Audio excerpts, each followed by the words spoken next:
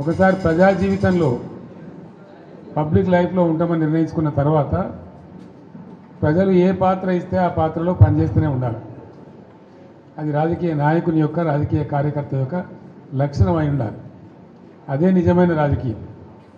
లేకపోతే రాజకీయాలకు ప్రజా జీవితానికి అసలు అర్థం లేదు, లక్ష్యం కూడా లేదు. అది గుడ్డెద్దు చేనులో పడి మేసినట్టుగా ఉంటుంది. ఇది ఒక నిరంతర ప్రక్రియ. ఈ ప్రక్రియను ఒకసారి మనం ఈ జీవితాన్ని ఎంచుకున్న తర్వాత నేను రాజకీయాలలో ఉండాలి, నేను ప్రజా జీవితంలో ఉండాలి అని ఒకసారి అనుకున్న తర్వాత నిరంతరం పనిచేస్తూనే ఉండాలి.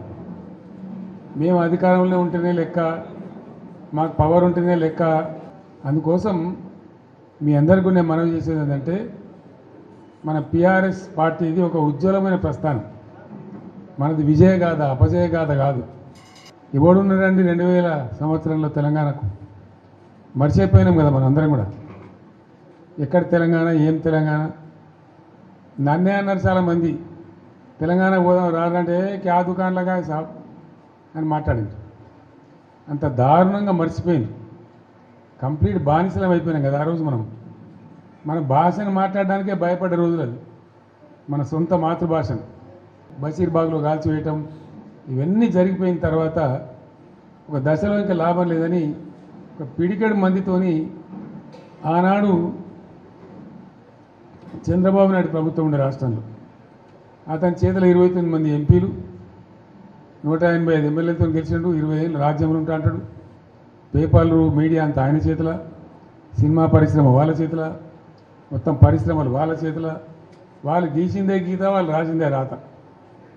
ఆనాడు నేను తెలంగాణ రాజకీయం మొదలుపెట్టిన. ఎంత ధైర్యం కావాలా? చిన్న విషయమేనా? ఆ రోజు మొదలుపెట్టి కొట్లాడితే అద్భుతమైన విజయాన్ని సాధించి మనం తెలంగాణ సాధించుకున్నాం. తదనంతరం 10 years కూడా ఉజ్వలమైన పరిపాలన చేసినాం మనం. ఏ ఒక్కరిని వదిలిపెట్టలే. సరే, ఓట్లు వచ్చుడు రాకపోవడం పక్కన పెట్టండి. ఓట్లు మనకు మొత్తమే రాలేదని కాదు. మనం 39 ఎమ్మెల్యేలు గెలిచినాం. తర్వాత 1.8%తో మనకు ఓటమి వచ్చింది. నేను 100కు 100% నాకున్న అనుభవంతో చెప్తా ఉన్నా. మనం ఏం పెద్ద గొడవలు బట్టి కొట్టేది లేదు, గడపలు బట్టి తవ్వేది లేదు. పార్టీని పెట్టుకొని ఉంటే చాలు. టార్చ్ లైట్లు పెట్టుకొని ఉరికెత్తారు మళ్ళీ మన దగ్గరికి. ఎక్కడికి పోతేరా నాయన అని చెప్పి ఆటోమేటిక్గా జరుగుతుంది. ఇవాళ రేపు ప్రజలు మున్పటి లెక్క గొర్రెల లెక్క లేరు. వీళ్ళన్నీ తీసేస్తున్నారు. యాదవుల గొర్రెలు తీసేస్తున్నారు. వాళ్ళు డిపాజిట్ కట్టలు డబ్బులు వాపసిస్తున్నారు. చేప పిల్లలు బంద్ పెట్టిండ్రు. ఫీజు రియంబర్స్మెంట్ బంద్ పెట్టిండ్రు. ఎన్ని రోజులు ఒప్పుకోడతారు ప్రజలు? వాళ్ళు చూస్తారు, టైం దాకా చూస్తారు. ఉన్నాయన్నీ ఎత్తేసి మేము 1, 2 ఇస్తామని, 2, 4 ఇస్తామని నరికి అసలు మోసం తెచ్చినట్టు ఉన్నాయే పీక్ పారైతే ఇదేం అన్యాయం అని చెప్పి తప్పకుండా ఆల్రెడీ ఆలోచన చేస్తున్నారు. ప్రజల్లో తిరుగుబాటు ధోరణి వస్తుంది.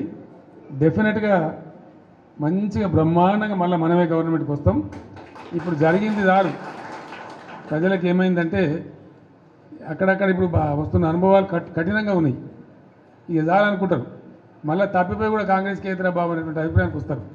కాబట్టి మనకి ఏం ఇబ్బంది లేదు. ఇప్పటిదాకా జరిగింది కూడా బీఆర్ఎస్ విజయగాథనే. ఈ పీరియడ్లో కూడా మనం పనిచేస్తూ ఉండాలా. తోచినంతలో ప్రజలు ఎంబడి ఉండాలా. ప్రజల సమస్యలలో వాళ్ళు ఎంబడి ఉండి పోరాటం చేయాలా.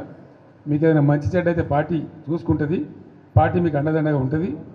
మీరు ఇంత పెద్ద ఎత్తున లార్జ్ స్కేల్లో మహబూబాబాద్ నుంచి, కొంత మన మేడ్చల్ నుంచి, మన నల్గొండ జిల్లా నుంచి నాయకులందరూ వచ్చినారు. చాలా సంతోషం. ఇక ముందు ఏం చేస్తామంటే వారానికి ఒక 2 నియోజకవర్గాలు పిలుద్దామనుకుంటున్నాం. మీరు వట్టిగా మధ్యలో దీని రావడం కాకుండా ఇక్కడనే మంచిగా మనకు భోజనశాల కూడా ఉంది. మీకు ముందే వస్తే చెప్పి వస్తే ఏమైందంటే ఒక 1000 మంది వచ్చిన బాధ లేకుండా ఇక్కడ మంచిగా భోజనాలు ఏర్పాటు చేస్తాం. మనం కాసేపు మంచిగా మాట్లాడుకోవచ్చు.